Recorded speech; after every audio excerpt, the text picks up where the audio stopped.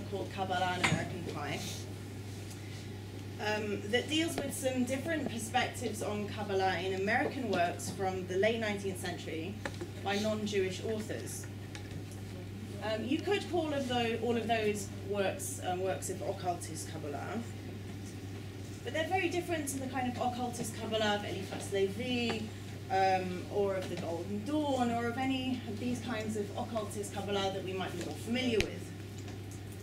In this longer paper, Kabbalah and American Pie, I look at three minor figures whose works have not been handed down to posterity to the same extent as these better-known versions of occultist Kabbalah.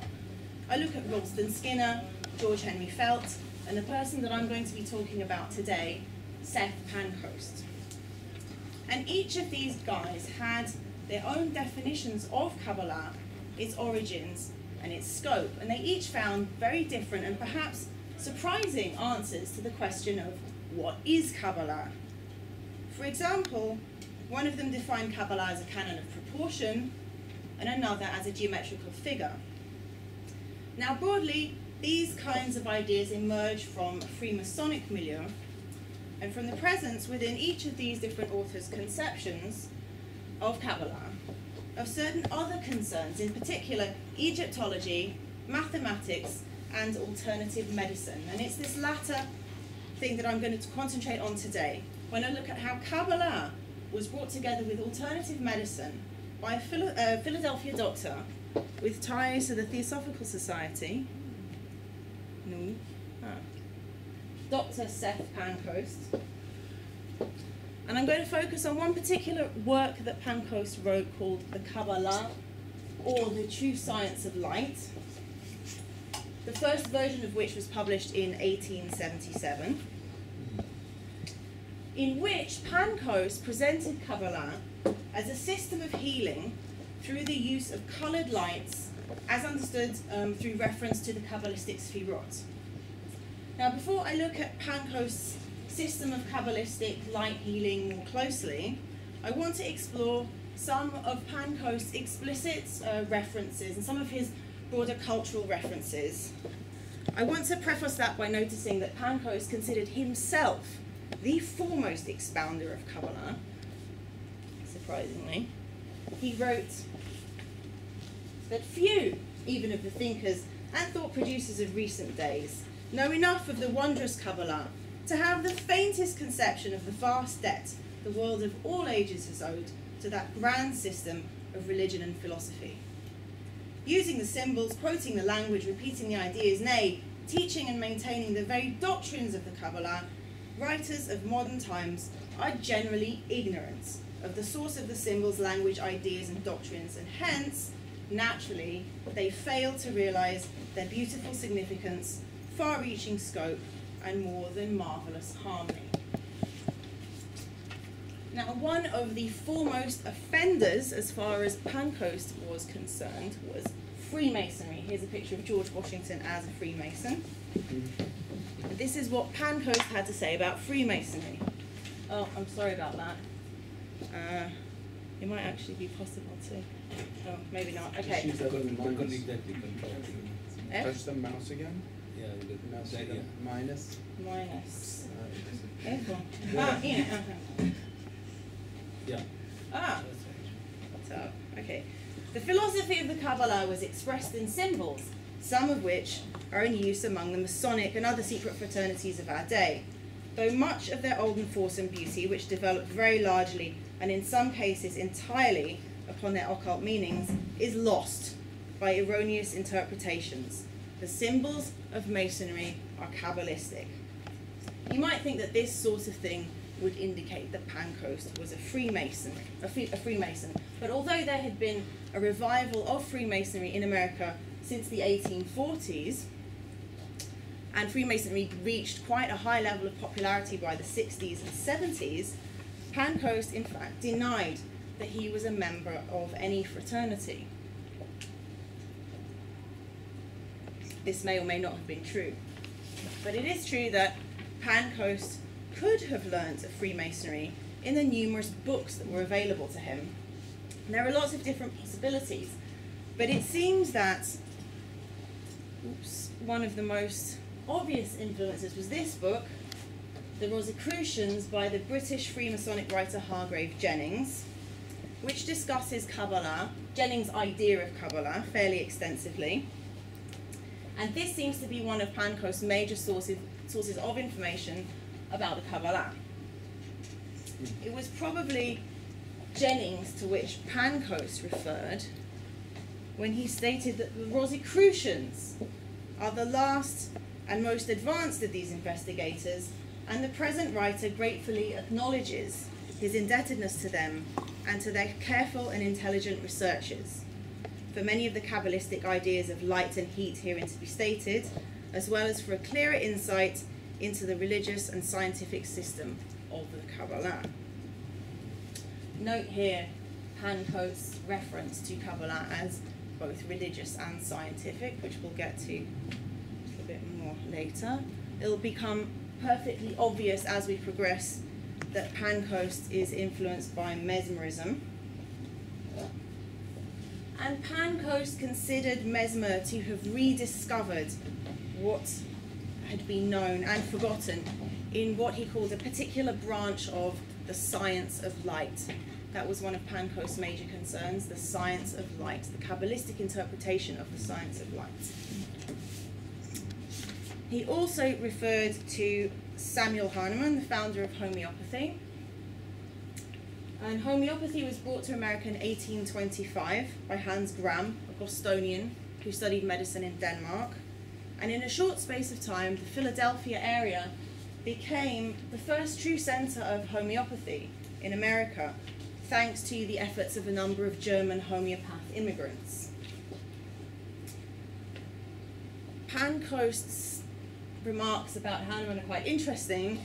He praises Hahnemann's manly independence, very Victorian statement there, his manly independence in opposing the popular practice of his day. Now that leads me to framing my discussion of Pancoast's Kabbalah in the professionalization of medicine and in the tension between what we call irregular and regular medicine in the 19th century. Now, homeopathy and mesmerism were considered part of what was referred to as irregular medicine by mainstream doctors, and the efficacy or the inefficacy of irregular medicine was a hotly contested topic from the 1830s onwards. And the animosity between the two sides was intense and it was mutual.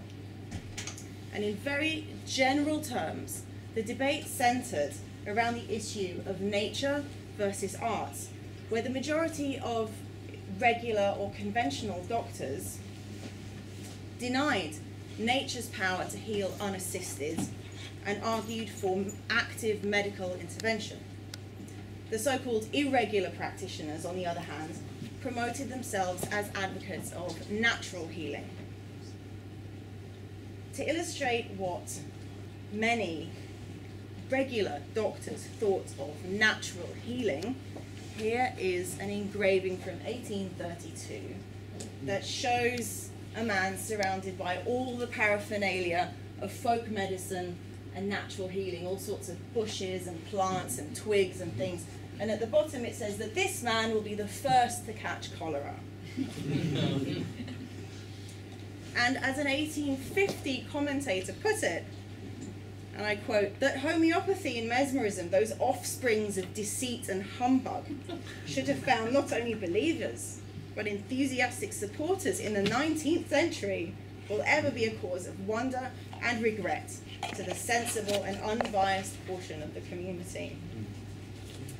Now, historians of the 19th century tell us that medicine professionalized very rapidly in the 19th century, from the first third of the 19th century, with more medical schools being established, more professional societies, more journals, and the establishment of more state licensing laws.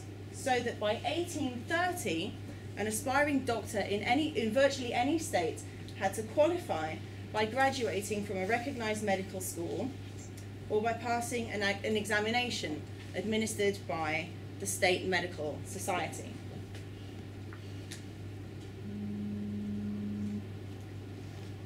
What this means is that medicine became exclusive. It became restricted to people who had the right training and adhered to the right theories and the right methods. Professional medicine became a well-defined entity against which alternative practitioners could rally and mount alternative movements. In fact, historians argue that these alternative movements originated in a significant part as reactions to the professionalization of medicine and its spreading political hegemony. Yet one of the things I want to illustrate today is that alternative approaches could come from within the medical profession too.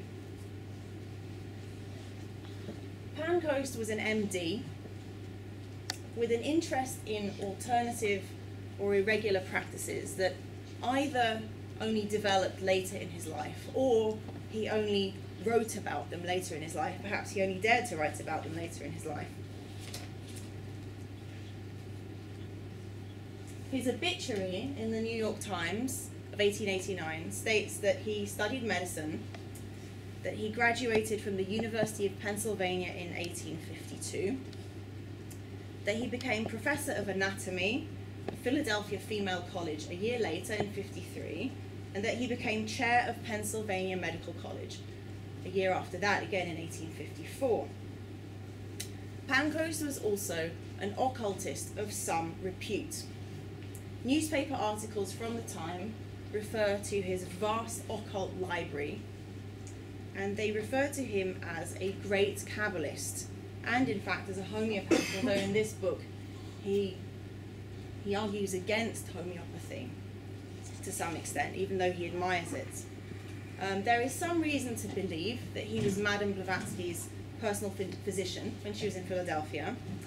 He was certainly a very important early member of the Theosophical Society who was present at the founding meeting in 1875. His works include one on cholera, 1846, consumption, 55, Ladies' Medical Guide, 58, and one on the dangers of masturbation, boyhood's perils in 1860, and another one on Bright's disease in 1882. It was only later in his life that his work touched on these occult themes, and in 1886 he published a couple of articles in the American Theosophical Journal, The Path, one on Kabbalah and another on the mystery of numbers.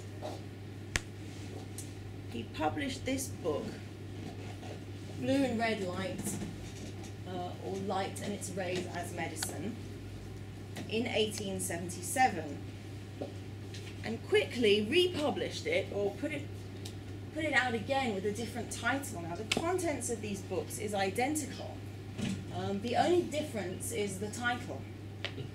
The reason for this republication remains unknown. A theosophical historian suggested to me that Pancoast was trying to cash in on, he was Demarist, trying to cash in on the craze for occult subjects. But in any case, when it was published with the title of Blue and Red Light, it still was full of reference to Kabbalah, so maybe he was just more daring the second time around. In this book, Pancoast discussed the work of a Civil War general by the name of Augustus Pleasanton, who had set up a greenhouse in Philadelphia with plates of blue and clear glass. I wanted to show you a picture because it's in his book, but for some technical reasons I couldn't get it to be the right way around. Yossi wasn't there to help me. And this book, The Influence of the Blue Ray of the Sunlight and of the Blue Color of the Sky, was a big influence, and it was published in 1876, 1 year before Pancoast published his book. And in this book, Pleasanton argued that the color blue can improve the growth of livestock and of crops, and in fact that it can help heal diseases in humans. It influenced this fellow, Edwin Dwight Babbitt, who wrote a book called The Principles of Light and Color in 1878, 1 year after Pancoast. Now, Dwight Babbitt was a lot more influential than Pancoast, as it happens.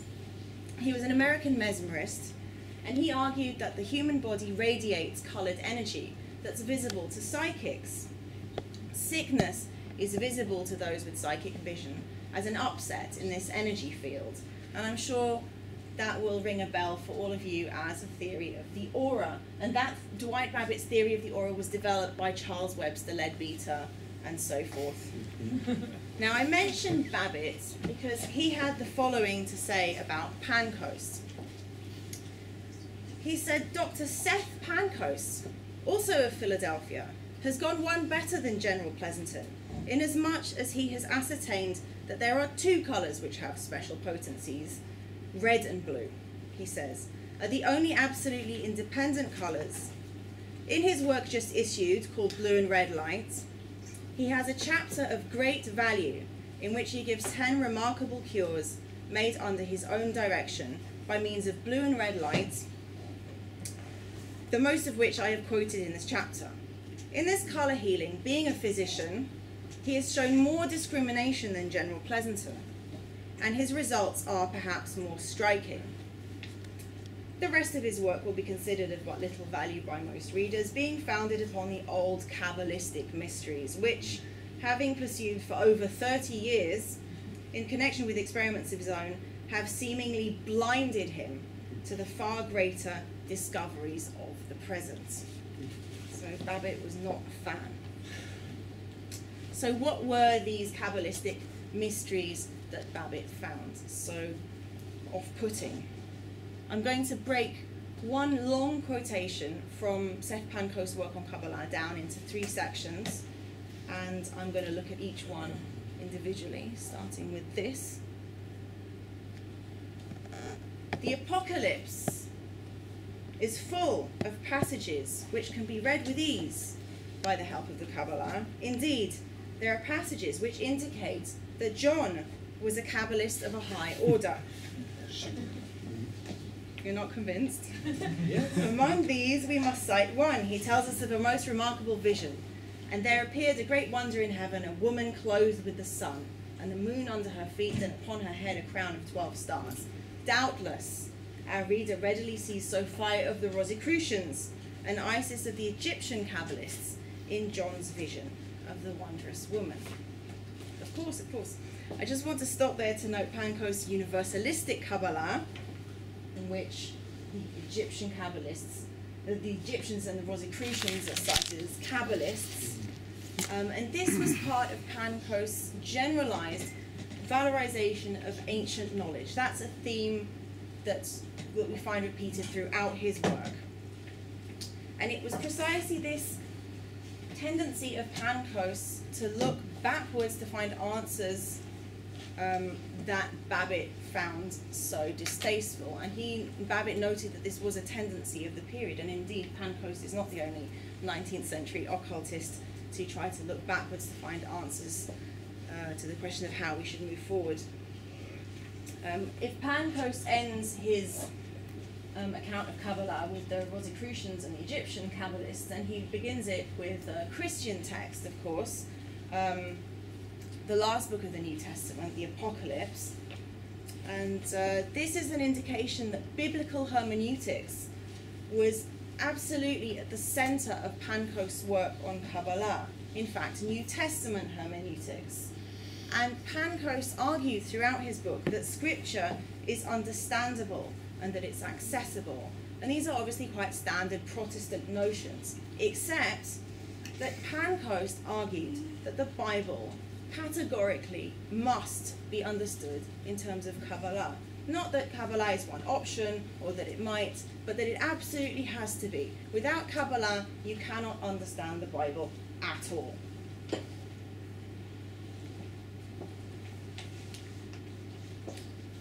He said that Kabbalah is the key to the Bible, which he referred to as the book of scripture, and that Kabbalah is also the key to the book of science, which he referred to as the book of nature.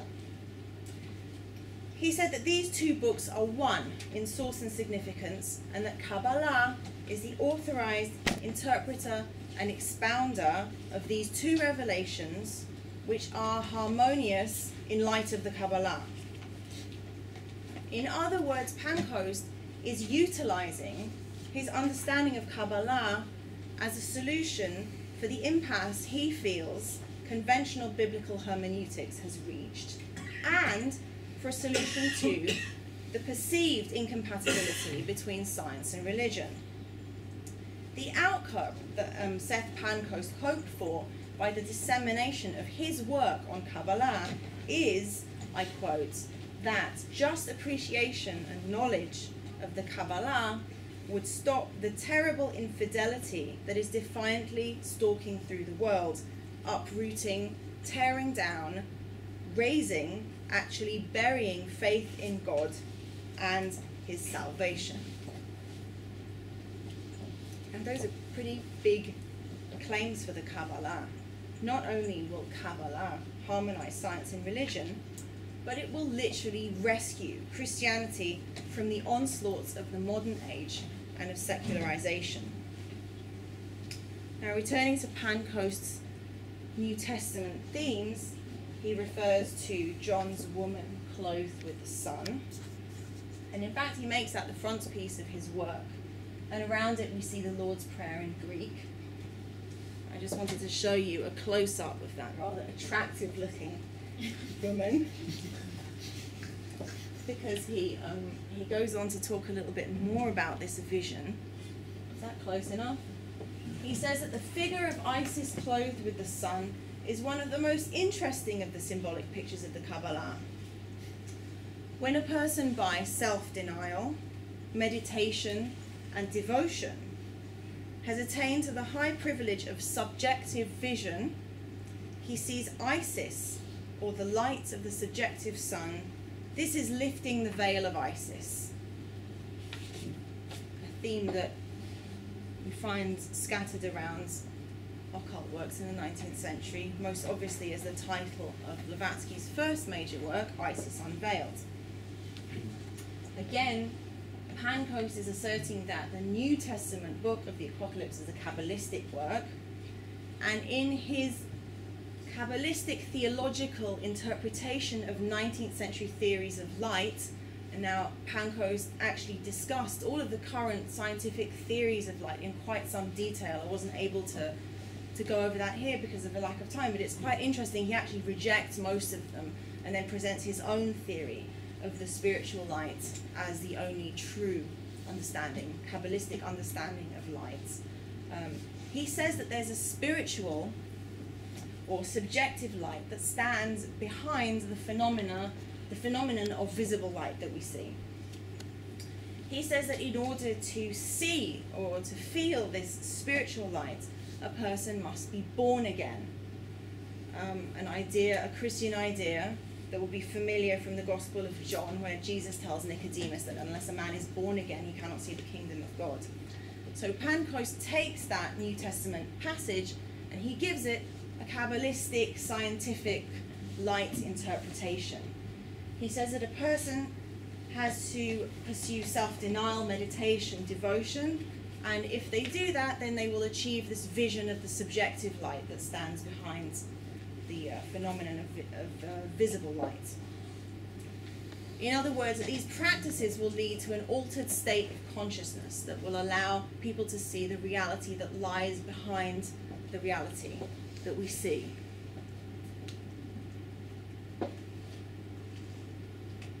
And to elaborate on that light-centered theme, he says that the celestial sun, we have seen, is the fourth sphera.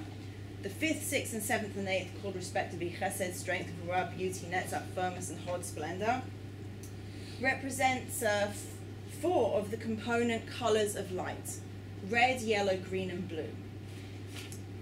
The Kabbalists fully understood the colors, their influence in light and in nature, their distinctive properties, and their action together and separately. This is indicated in a singularly forcible manner in placing the red and yellow in the masculine or active column and the green and blue in the feminine or passive column.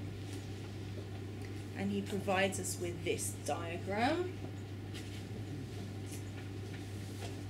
And he focuses on, Yossi will no doubt have plenty to say about that later, focuses on Tiferet, which he says is the celestial sun.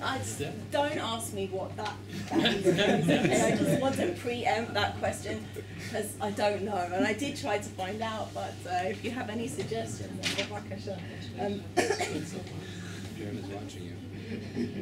he said, yeah, watch out. He said that Tiferet is the celestial sun. Okay, the bit's missing there.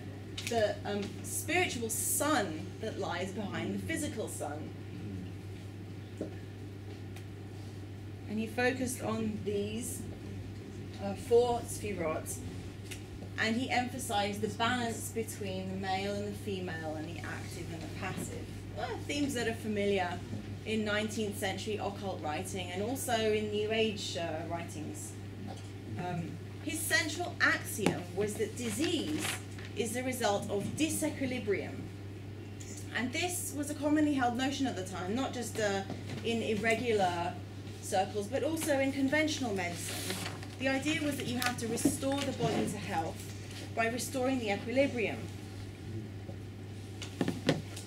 And Pancoast argued that in order to do that, you have to apply the appropriate colors, and that light is nature's remedy. That's especially effective in diseases of the nervous system. He had 2 techniques. The first was that he would prepare medicines under colored rays and administer those. And the second was the application of a sun bath. And here's a picture of a very fine lady languishing in a red sun bath. Chesed, by the way, is red, masculine, and active, and is used to excite the nervous system.